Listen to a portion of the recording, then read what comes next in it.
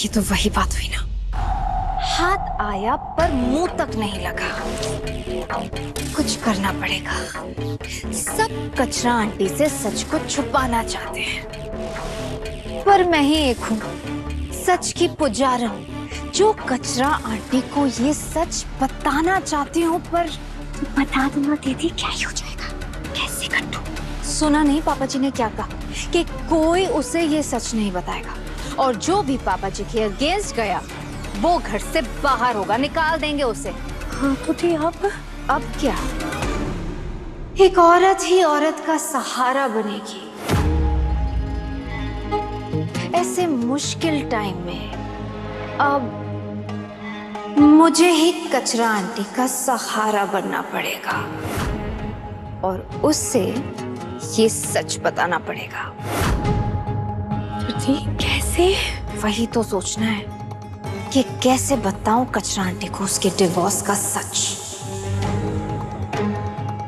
कोई ऐसा प्लान जिससे तीर निशाने पर भी लगे और निशाने को पता भी ना चले कि तीर किसने चलाया है। क्योंकि जैसे ही कचरा आंटी को अपने डिवोर्स का सच पता चलेगा, उसका ध्यान गुलशन से हट जाएगा। उसको डिस्ट्रैक्ट करना ही पड़ेगा। भाभी, कुछ कीजिए भाभी। क्या हुआ अखिल भैया, सब ठीक तो है ना? बहुत बड़ा लॉस हो गया भाभी। आपको तो पता है मुझे जुआ खेलने की लत है।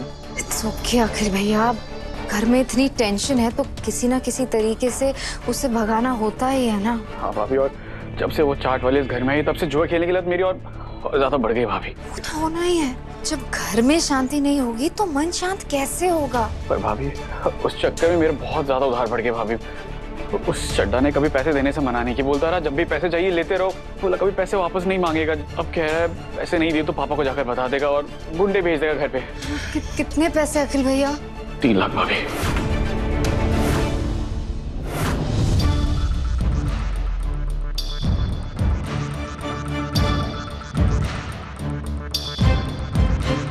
सुमन, तो ठीक है ना बेटा?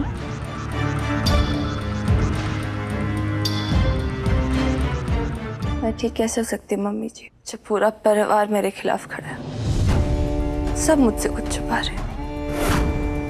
मेरे अपने नेताजी भी, जिन पर मैं भगवान से भी ज्यादा विश्वास करती थी, वो भी छुपा रहे हैं। मम्मी जी, आप भी तो मुझसे कुछ छुपा ही रही है ना। आपको तो मैं माँ समान मानती थी, आपसे बेटी का दर्जा मांगा था मैंने, और आपने फिर भी मुझसे झूठ बोला। आप भी मम्मी जी, हाँ शायद मैं आपके लिए आपके आदर्श भू नहीं बन पाई, भले आपकी बेटी बनने में थोड़ी सी चूक रह गई, लेकिन आपकी सहेली बनने की कोशिश तो की थी ना मैंने। हर कदम पे आपका फ्रेंड बनकर आपका साथ निभाया था ना मैंने, आपके साथ चली थी ना। उसी रिश्ते की इज्जत रख लेते।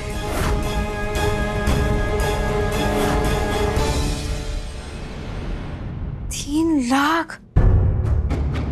अखिल भैया, इतने पैसे तो मेरे पास ऐसे रेडी नहीं है।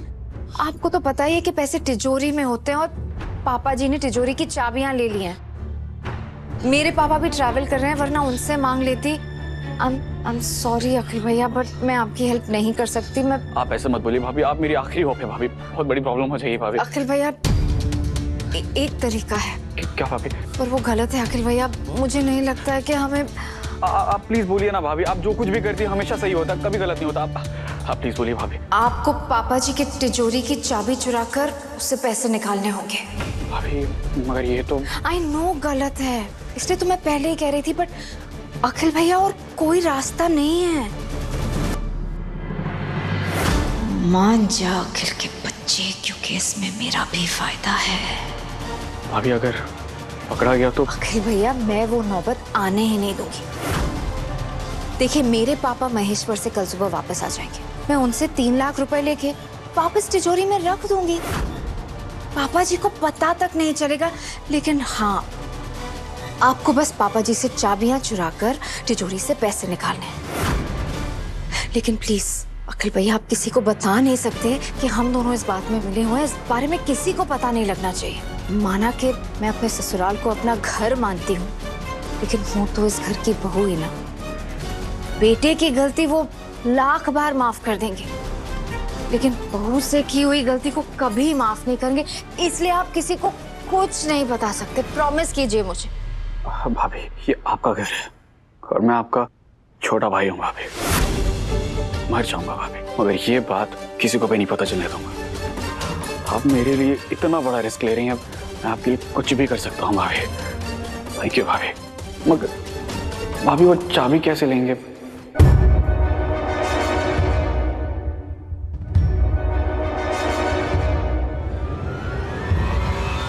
ठीक है भाभी।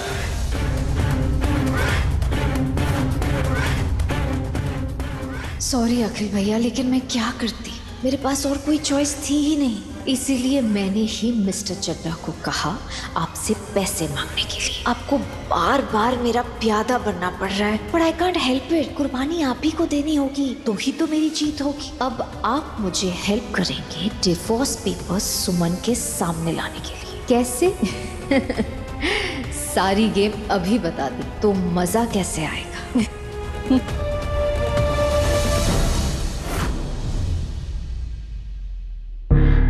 जी प्लीज मुझे बता दीजिए ना, सब क्या छुपा रहे हो? मेरा दिल बहुत घबरा रहा है, मुझे ऐसा लग रहा है जैसे कुछ बहुत गलत होने वाला है। प्लीज मुझे बता दीजिए सब क्या छुपा रहे हो? सुमन बेटा, ऐसा कुछ नहीं है। अगर ऐसा कुछ होता ना तो मैं ही तुझे बता देती। मैं क्या कह रही हूँ, ये सारी चिंता छोड़ दे तू। आज दीप के गेस्ट आने वाले हैं ना, उनके लिए क्या बनाना है ये तो डिसाइड कर। जा, तू हमेशा खुश रह सुमन। एक माँ के दिल से निकली हुई सच्ची दुआ है ये तेरे लिए। जिंदगी में पहली बार गीतांजलि तुमने कुछ अच्छी बात कही है।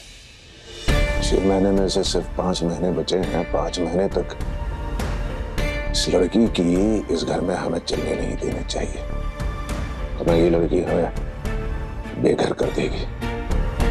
मैं तो उस दिन का इंतजार कर रहा हूँ जब तीर्थ से धक्के मार कर बेइज्जत करके घर से बाहर निकालेगा।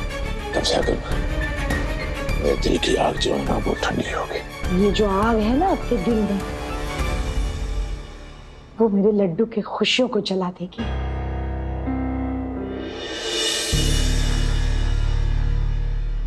गणेश जी, मैंने हमेशा पहले अपना काम किया, फिर आपसे मदद मांगी, लेकिन आज पहली बार पहले आपसे मदद मांग रही हूँ, क्योंकि मुझे कुछ समझ ही नहीं आ रहा मैं करूँ क्या। ऐसे लग रहा है जैसे धुंध में फंस गई हूँ मैं, जहाँ झूठ के अलावा और कुछ दिखाई नहीं दे रहा। एक तरफ ऋषि की मौत से जुड़ा राज छुपा रही है, झूठ बोल रही है, और दूसरी तरफ मेरा पति, मेरा प्यार, मेरा साथी, मेरे नेताजी, वो मुझे कुछ नहीं बता रहे, कुछ तो छुपा रहे और मुझे पता है, लेकिन मेरा प्यार मुझे कमजोर बना रहा है गणेश जी। इसलिए अभी आप ही को मदद करनी पड़ेगी मेरी। मुझे सच दिखा दीजिए, ये झूठ की धुंध हटाकर सच की रोशनी दिखा दीजिए प्लीज।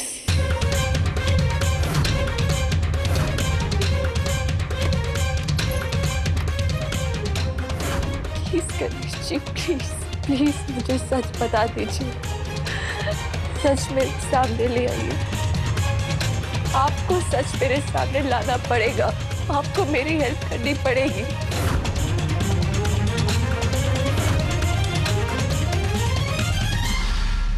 क्या हुआ? भगवान ने इतनी अच्छी शक्ल दी है, उसे ऐसे फुलाकर बिगाड़ क्यों रही हो? टांग तो पहले से टूटी हुई है, ये टूटी टांग जैसी शक्ल लेकर डॉक्टर के पास जाएंगे क्या? चलो डॉक्टर की अपॉइंटमेंट के लिए देर हो रही है। गीतू, आप डॉक्टर के पास जा तो रही हैं, लेकिन कुछ छुपाइएगा मत, सब कुछ बता दीजिएगा। और हाँ माँ, लौटते वक्त पोहे जलेबी खाने के लिए मत रुक जाइएगा प्लीज। वापस घर आ जाइएगा, कुछ गेस्ट्स आ रहे हैं, मेरे पार्टी डोनर्स हैं, वो आप लोगों से मिलना चाहते हैं। ठीक है। और मैं चाहता हूँ कि हमारी फैमिली एक खुशहाल फैमिली की इमेज प्रेजेंट हो उनके सामने। इमेज आएगी, हालांकि असलियत कुछ और ही है। असली इमेज तू जानता है, टूटी फूटी पारिवारिक इमेज, लेकिन हम नकली इमेज लाएंगे हैं लोगों के सामने, ऐसे झूठ मूठ स्माइल करके। ठीक है, नमस्कार बेटा जी। ख्याल रखिएगा माँ। तो फिक्र मत कर लट्टू, आ जाएंगे हम।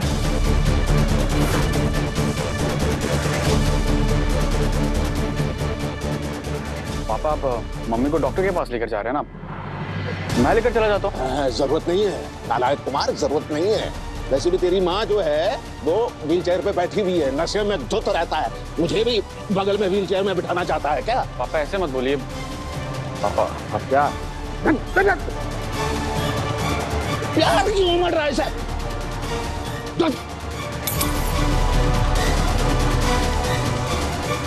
ये आवाज क्या आई? पापा जी, मेरे पैरों की पायल की आवाज थी। ये अचानक प्यार क्यों मर रहा है? तू 24 घंटे नशे में रहता है, तू स्थिर स्थिति में कब रहता है? कब रहे? पापा जी आप लोग जी चलो बेटा, निकलिए ना, वरना लेट हो जाएगा। हाँ। मम्मी जी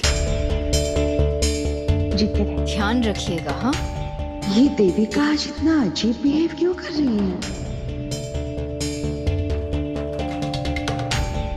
क्या बच्चे हैं आप। ये लीजिए, जाके तिजोरी से पैसे निकाल लीजिए। जाइए जाइए। भाभी, मुझे आपसे कुछ बात करनी है। मुझे आपसे कोई बात नहीं करनी। बाय।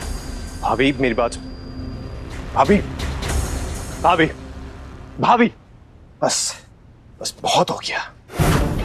मैं जानता हूं पापा को भड़काने की कोशिश कर रही हैं। मैं ये भी जानता हूं कि आपने पापा को डाइवोर्स के पेपर्स दिए हैं। आप सुमन को सच बताने की कोशिश कर रही हैं ना? मत करिए, हार मान लीजिए भाभी, मान लीजिए हार।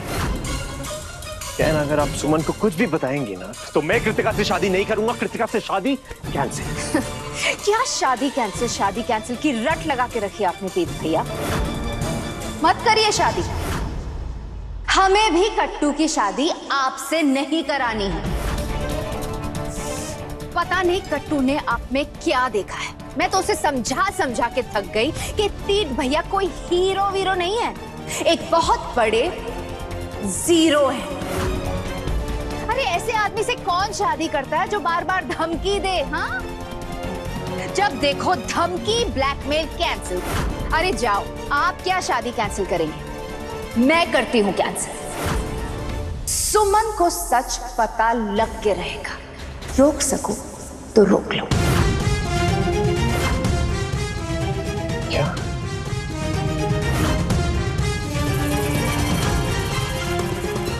माँ का फोन? मम्मी जी अपना ध्यान रखिएगा। हाँ, अरे रुकिए कैंसिल भैया, अभी तो गेम शुरू हुआ है। सेंट।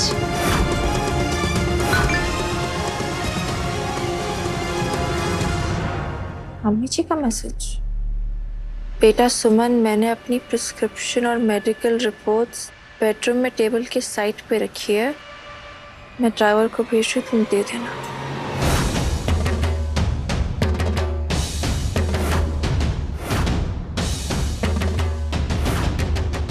आपने सुमन को क्यों मैसेज किया उसको? आपके पत्नी को जासूसी का बहुत शौक है ना, तो बस उसके शौक पूरे कर रही हूँ। वैसे इस वक्त आपके छोटे भाई अखिल चोरी कर रहे हैं।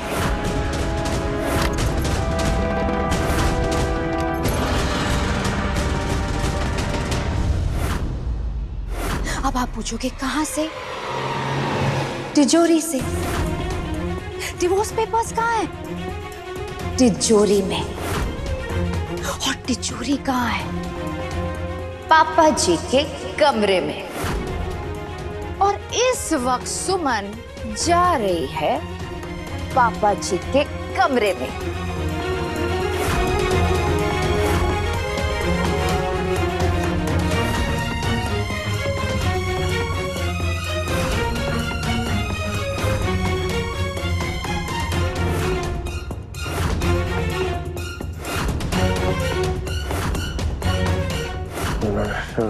Yes yes yes yes yes. वैसे आपकी सुमन बहुत समझदार है, फाइल को देखकर समझ जाएगी कि वो डिवोर्स पेपर्स हैं। अभी क्या क्या आपने? आपके नाटक को कैंसिल।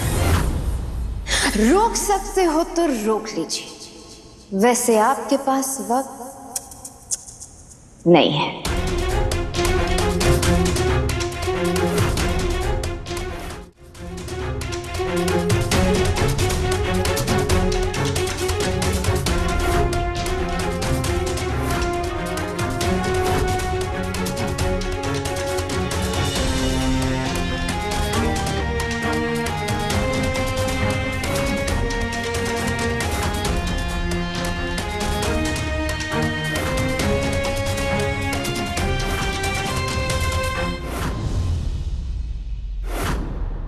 अखिल भैया,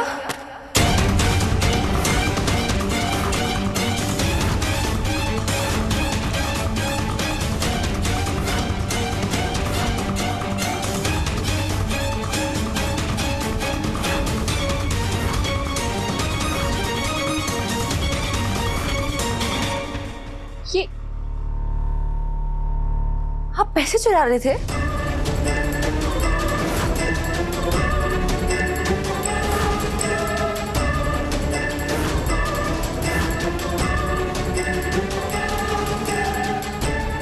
सुमन जी, अखिल ये क्या हो रहा है? बताइए अखिल भैया, जब आपने अपने पापा जी की तिजोरी पे हाथ डालने की हिम्मत कर ही दी है, तो अपने बड़े भाई को सच बताने में क्यों कतरा रहे हैं? नहीं भैया, ये चाट वाली झूठ बोल रही है। मैं झूठ नहीं बोल रही हूँ, मैंने अखिल भैया को रंगे हाथों पकड़ा है। अखिल भैया, पापा जी ने क्या कमी छोड़ी थी आपके लिए जो आपको ये सब करना पड़ा? नहीं तो चाहे पापा जी को अभी कॉल कीजिए, उनको बोलो तुरंत वापस आए। और आप अखिल भैया, पापा जी के सामने अपनी गलती मानेंगे? मैं मम्मी जी को कॉल करती हूँ। कितना बुरा। समझिए। कम ऑन कचरा आंटी, फाइल पे ध्यान दो। इतनी मेहनत से सिचुएशन को प्लान किया है मैंने। कम ऑन, फाइल को देखो। किसी को कॉल करने की जरूरत नहीं है। छोटी सी बात का पहाड़ नहीं बनाते, छोड़िए इसको, चलिए। ये छोटी सी बात नहीं है नेताजी, बहुत बड़ी बात है। मम्मी जी का दिल टूट जाएगा, पापा जी को। मैंने कहा ना आपसे,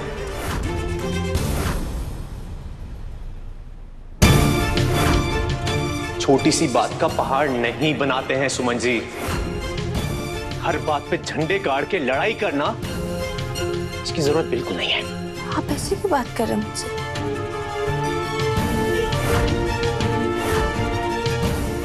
सॉरी सुमन जी, इधर देखिए। I'm really very sorry, मैं आप पे चिल्लाना नहीं चाहता था, बट आप मेरी बात ही नहीं समझ रही। मैं जो समझाने की कोशिश कर रहा हूँ आपको। देखिए सुमन जी, प्लीज समझिए। अपने ही पापा की तिजोरी से पैसे लेना, उसको हम चोरी नहीं कहते हैं। उसको लोग क्या कहते हैं? उसको उधार कहते हैं। हमारे घर में ना ये सब चलता रहता है, छोटी मोटी चीजें हैं। अखिल उनका छोटा बेटा है, पापा अपसेट नहीं होंगे, माँ का दिल नहीं टूटेगा। हाँ, पापा थोड़ा सा नाराज जरूर होंगे, 2-4 गालियां देंगे, जूते मारेंगे, लेकिन बस।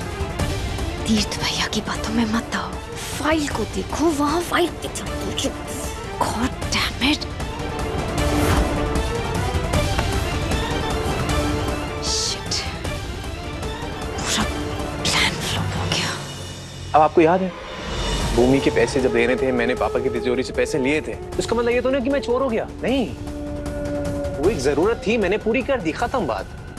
इतनी सी बात है। नेताजी, इतनी सी बात है भी मैंने आपको पिछली बार भी बोला था कि अगर पैसे चाहिए, जरूरत है तो मांग लीजिए। चोरी किसी भी हाल में बुरी ही होती है। सुमन जी आप छोटी छोटी बात पे इतना सीरियस क्यों हो जाती हैं? अरे इतने बड़े से घर में छोटी छोटी चोरियां होती रहती हैं। नेताजी, ये छोटी छोटी बातें ही ना बड़े घर को बिखेर देती है, बर्बाद कर देती है।